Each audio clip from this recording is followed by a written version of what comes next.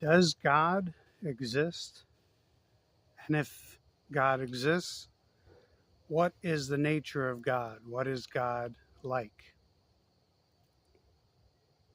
In the Bible, God reveals himself to Moses as I am that I am. The Hebrew words for I am that I am are Ehyeh Asher Ehyeh, which translates into I am that I am. But grammatically in Hebrew, the choice of words for expressing that phrase grammatically can be taken as past or present or future or all of them. So it is non-specific. It is beyond the tenses. It's not past tense, it's not future tense, it's not present tense. Ehyeh Asher Ehyeh, which translates into English as Jehovah. It comes from the same root word, which means to be. I am. To be, I am, is, was, will be. So when we think of God, whatever God is, it is beyond time. That is what the Hebrew Bible is saying. I was what I was. I will be what I will be. And I am that I am. Whatever I am, I was that in the past.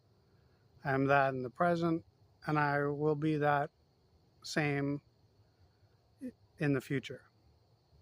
In other words, I am eternal. That is what God is saying, as it were. I am that I am.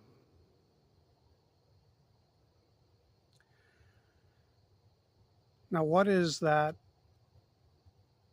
phrase, I am that I am, really mean? We all use this phrase whenever we're describing something about ourselves. I am young, I am old, I am hot, I am cold, I am hungry, I am full, I am rich, I am poor, I'm a business person, or I'm a beggar, or I'm a doctor, or I'm a lawyer. It's always something that we're describing. We use that phrase in every description of ourselves. I am happy, I'm unhappy, I'm depressed, or I'm feeling good. Every single situation that we describe ourselves in has this phrase, I am. And then when you go to sleep and you dream, you may have a totally different description of yourself. You may be rich in the waking state, and you say, I am poor in the dream state.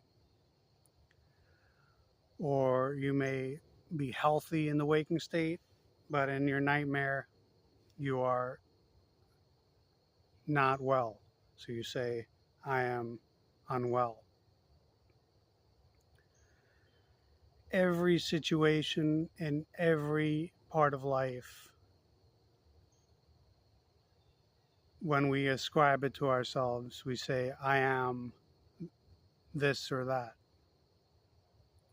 And so what God is saying, as it were, when God says or describes God as I am that I am. God is saying, in every creature, in everything that exists, in everything that you know, in every aspect of the universe, and even beyond the universe, in the universe of the dream,